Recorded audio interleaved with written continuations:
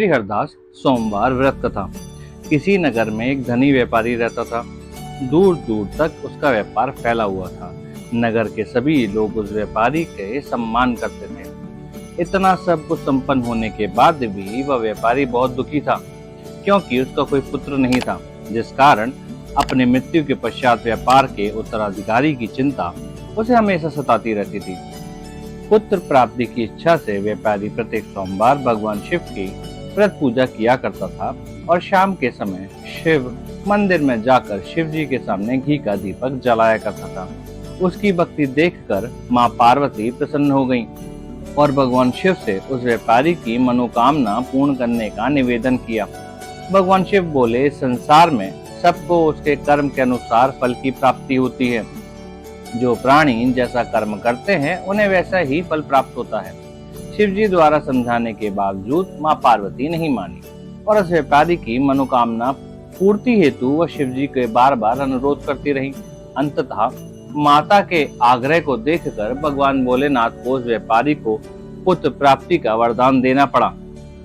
वरदान देने के पश्चात भोलेनाथ माँ पार्वती से बोले, आपके आग्रह पर मैंने पुत्र प्राप्ति का वरदान तो दे दिया है, परंतु ये पुत्र 16 वर्ष से अधिक समय तक जीवित नहीं रहेगा। उसी रात भगवान शिव उस व्यापारी के स्वप्न में आए और उसे पुत्र प्राप्ति का वरदान दिया और उसके पुत्र के 16 वर्ष तक जीवित रहने की बात बताई। भगवान के वरदान से व्यापारी को खुशी तो हुई, लेकिन पुत्र की अल्पायु की चिंता ने उसे खुशी को नष्ट कर दिया। व्यापारी पहले की तरह सोमवार के दिन भगवान शिव का विधिवत व्रत करता रहा।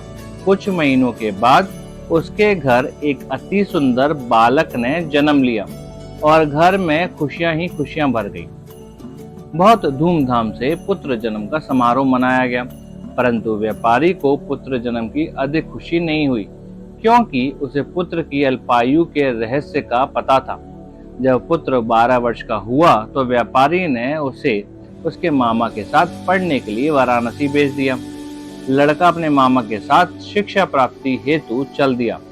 रास्ते में जहाँ भी मामा भांजे विश्राम हेतु रुकते, वहीं यज्ञ करते और ब्राह्मणों को भोजन कराते। लंबी यात्रा के बाद मामा भांजे एक नगर में पहुंचे। उस दिन नगर के राजा की कन्या का विवाह था, जिस कारण पूरे नगर को सजाया गया था। निश्चित समय पर बारात आ गई, लेकिन वर का पिता अपने बेटे के एक आंख से काने होने के कारण बहुत चिंतित था। उसे भय था कि इस बात का पता चलने पर कहीं राजा विवाह से इनकार न कर दे, इससे उसकी बदनामी भी होगी। जब वर के पिता ने व्यापारी के पुत्र को देखा तो उसके मस्तिष्क में एक विचार आया। उसने सोचा, क्यों ना इस लड़के को दूल्हा बनाकर राजकुमारी से विवाह करा दूं। विवाह के बाद इसको धन देकर विदा कर दूंगा और राजकुमारी को अपने नगर ले आऊंगा। वर के पिता ने लड़के के मामा से संबंध में बात की। मामा ने धन के मिलने के लालच में वर के पिता की बात स्वीकार कर ली। लड़के को दूल्हे का वस्त्र पहनाकर राजकुमारी से विवाह करा दिया गया। राजा ने बहुत सारा धन देकर राजकुमारी को विदा किया।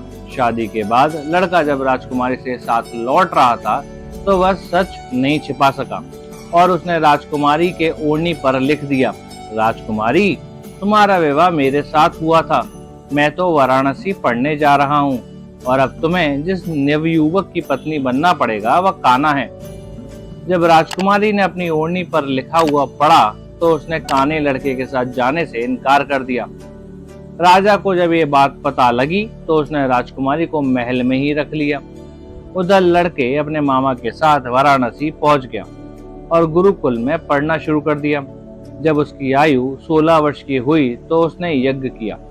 यज्ञ की समाप्ति पर ब्राह्मणों को भोजन कराया और खूब अन्न वस्त्र दान किए। रात को वह अपने शयन कक्ष में सो गया। शिव जी के वरदान के अनुसार शयन अवस्था में ही उसके प्राण पखेरु उड़ गए। सूर्योदय पर मामा मृत भांजे को देखकर रोने पीटने लगा। आसपास के लोग भी एकत्र होकर दुख प्रकट करने लगे। लड़के के मामा के रोने विलाप करने के स्वर समीप से गुजरते हुए भगवान शिव और माँ पार्वती जी ने भी सुने। माता पार्वती ने भगवान से कहा, प्राणनाथ, मुझे इसके रोने का स्वर सहन नहीं हो रहे हैं। आप इस व्यक्ति के कष्ट को अवश्य दूर करें। भगवान शिव ने माता पार्वती के साथ अदृश्य रूप में समीप जाकर देखा तो भोलेनाथ माँ पार्वती से बोले, ये तो उसी व्यापारी का पुत्र है जिसे मैंने 16 वर्ष की आयु का वरदान दिया था। इसकी आयु पूरी हो गई है। माँ पार्वती ने फिर भगवान शिव से निवेदन कर उस बालक को जीवन देने का आग्रह किया। माता पार्वती के आग्रह पर भगवान शिव ने उस लड़के को जीवित होने का वरदान दिया और कुछ ही पल में वो जीवित होकर उठ बैठा। शिक्षा समाप्त करके लड़का मामा के साथ अपने नगर की ओर चल दिया। दोनों चलते हुए उसी नगर में पहुंचे जहां उसका विवाह हुआ था। उस नगर में भी यज्ञ का आयोजन किया। समीप से गुजरते हुए नगर के राजा ने यज्ञ का आयोजन देखा और उसने तुरंत ही लड़के और उसके मामा को पहचान लिया। यज्ञ के समाप्त होने पर राजा मामा और लड़के को महल में ले गया और कुछ दिन उन्हें महल में रखकर बहुत सा धन, वस्त्र आदि देकर राजकुमारी के साथ विदा कर दिया। इधर भूखे प्यासे रहकर व्यापारी और उसकी पत्नी की बेटी की प्रतीक्षा कर रहे थे। उन्होंने प्रतिज्ञा कर रखी थी कि यदि उन्हें अपने बेटे की मृत्यु का समाचार मिला तो दोनों अपने प्राण त्याग देंगे। परंतु जैसे ही उसके बेटे के जीवित वापस लौटने का समाचार सुना तो वो बहुत प्रसन्न हुए। वह अपनी पत्नी और मित्रों के साथ नगर के द्वार पर पहुंचा। अपने बेटे के विवाह का समाचार सुनकर पुत्रवधू राजकुमारी को देखकर उसकी खुशी का ठिकाना न रहा। उसी रात भगवान शिव ने व्यापारी के स्वप्न में आकर कहा, हे श्रेष्ठी, मैंने तेरे सोमवार के व्रत करने और व्रत कथा सुनने से प्रसन्न होकर तेरे पुत्र को लंबी आयु प्रदान की है। पुत्र की लंबी आयु जानकर व्यापारी बहुत प्रसन्न हुआ। शिव भक्त होने तथा सोमवार का व्रत करने से व्यापारी की सभी मनोकामनाएं पूर्ण हुई।